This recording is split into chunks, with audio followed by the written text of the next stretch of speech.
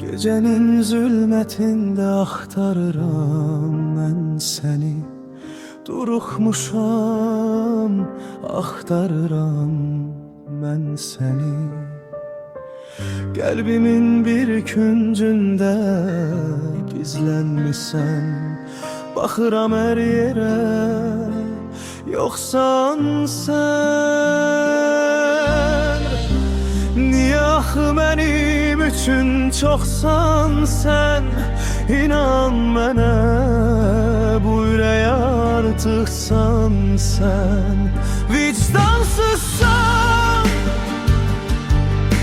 vicdansızsan.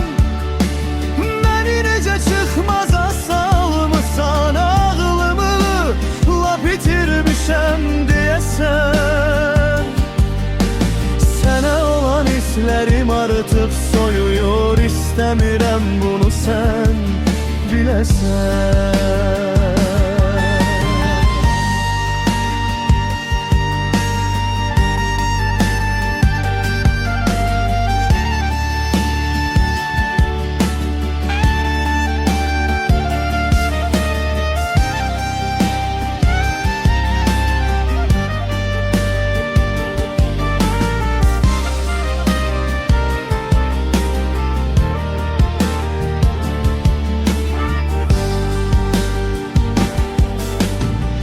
Qədirim niyə bilmədin mənim?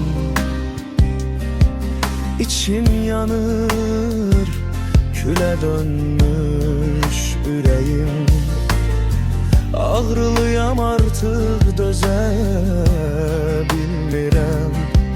Nə gözlə baxırsan sən mənə, sənə olan hislərim artıq soyuyur, istəmirəm bunu sən biləsən.